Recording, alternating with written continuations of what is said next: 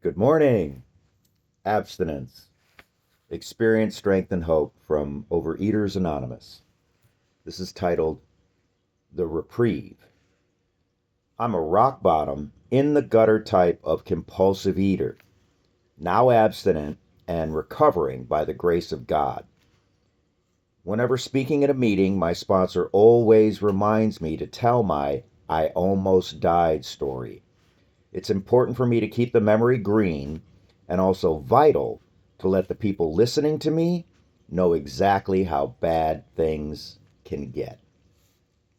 I won't go into the gory details here. Suffice it to say that I had no less than 5 life-threatening physical problems when I came back into OA after my relapse, all of which were directly related to compulsive overeating and purging. When I returned to OA, it took me a while to get abstinent. The 6th attempt was the one that produced lasting abstinence. I think it happened not because I was finally ready and willing at that point, but because the 6th withdrawal nearly finished me off. When I stopped vomiting, fainting, seeing and hearing hallucinations, and feeling suicidally depressed, I had learned one important thing. If I overeat again, it might kill me. I couldn't afford to ask or risk even a slip. It might trigger a fatal relapse. My first time around in OA, I was one of those people who refused to follow a food plan at the age of 22 and in the early stage of my compulsive eating. I didn't need to. But my disease progressed rapidly over the last few years.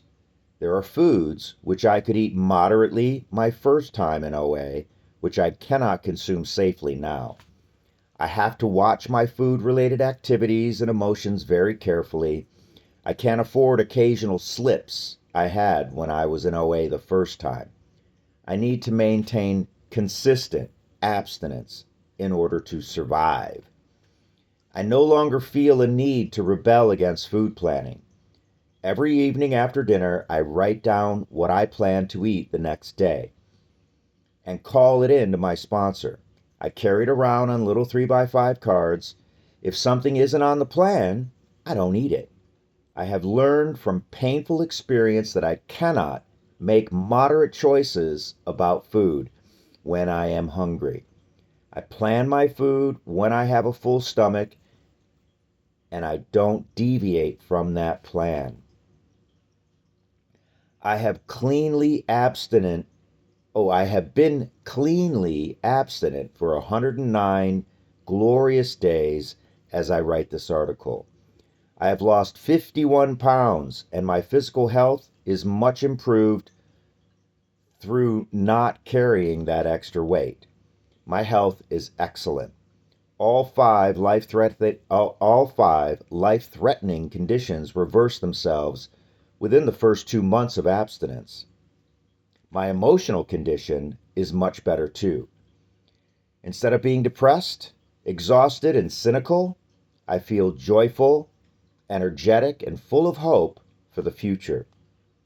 As I continue to abstain, work the steps, and use the tools of recovery, I realize how badly off I was before I returned to OA. My husband sometimes comments that he is living with a different person. It's a wonder our marriage survived the progression of my illness. I was bitter, sick, unhappy for several years. I'm not trying to suggest that everything is now perfect. My health has not yet completely returned. I occasionally fall prey to exhaustion, and my immune system is still not normal. Every cold or virus that's going around finds me and puts me through the ringer, but I no longer greet each day with a migraine and end it with heart palpitations, wondering whether I will survive another day or even if I want to survive. By the grace of God and the power of the OA program, I have been given the greatest gift of all, a daily reprieve from the deadly illness of compulsive eating. It is worth any amount of effort to maintain that. And this comes from a member in Wilmington, Delaware.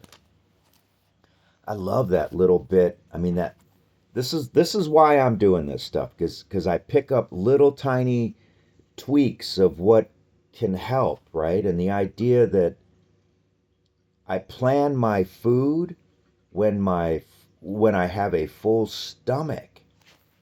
Like, that makes so much sense.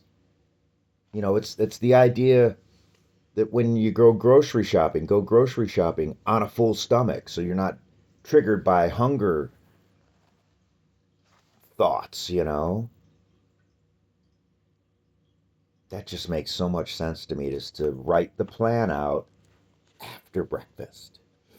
And I mean, they're doing it the night before. And I'm so bad about nighttime preparation stuff, mostly because I work evenings, and when I come home from work, I mean, I literally I feed the cat and get in bed.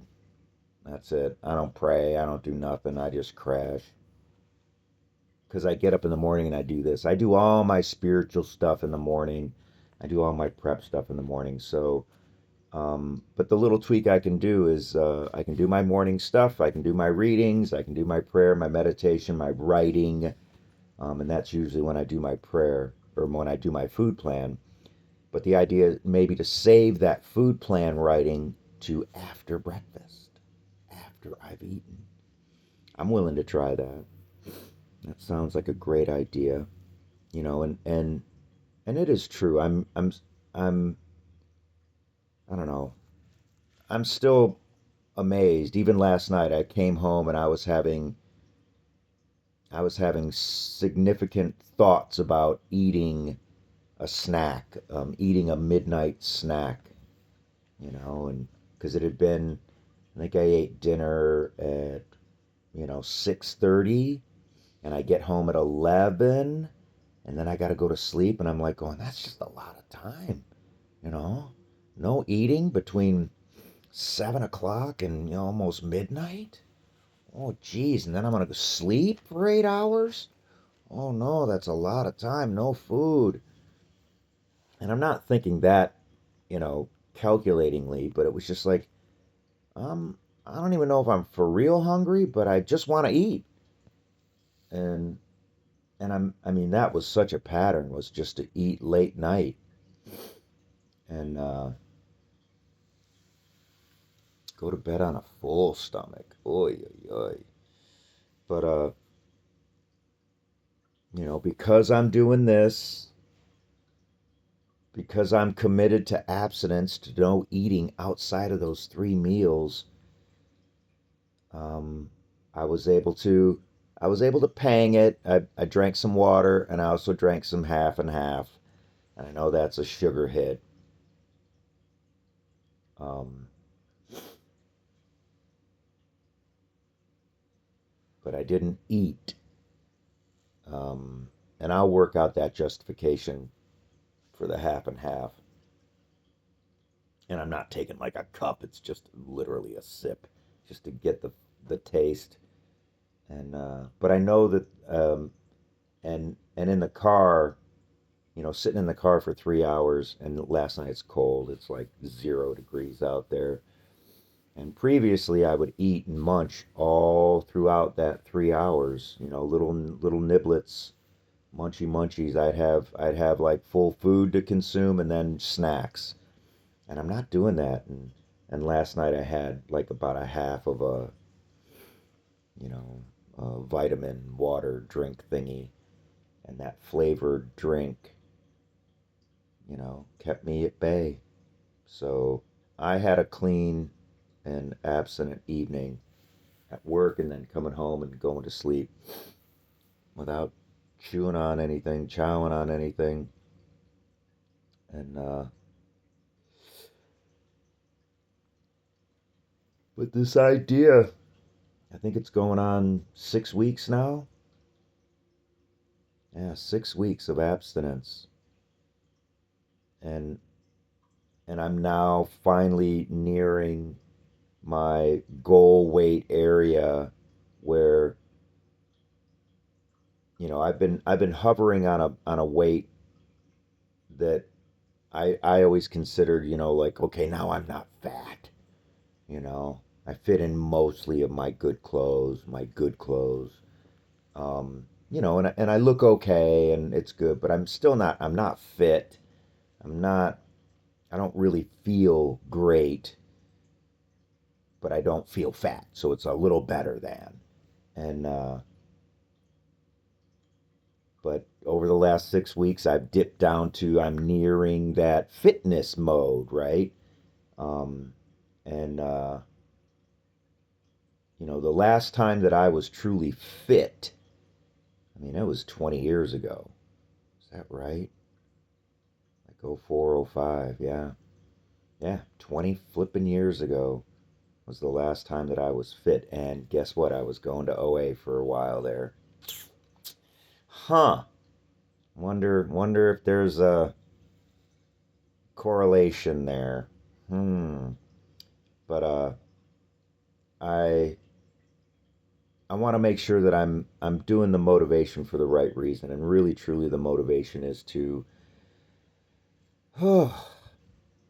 get off the sugar, get out of the sugar addict thing. I mean, I am a diabetic, I am a sugar addict.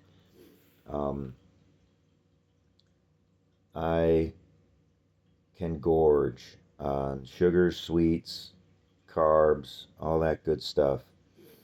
And, just for today, by doing this, and doing a food plan and then getting up and breaking fast. That was the other thought last night, driving around at about 10:30. It's like, "Oh, I am if I don't eat tonight and I wake up in the morning, I will be breaking fast. I will have a breakfast. Breaking fast." So, that's what I'm going to do today. Um, and I'm just grateful that I got through a night where I was teetering on temptation and it didn't grab hold of me, and I just jumped in bed and went to sleep. Thank God. Well, I watched a little movie and then I went to sleep. Um, but yeah, just grateful, grateful, grateful, grateful, and that's it. So for today, um, again, I'll finish my morning due here. And I'm gonna call my sponsor and set up an appointment to go over step work tomorrow, and uh, and do a food plan. Yeah, super simple. And make myself available to my sponsees. I've got a handful that are attempting to work some steps. I've got one guy who seems pretty motivated, which is awesome. And just so grateful. Thanks. Have a good day. Have an abstinent day.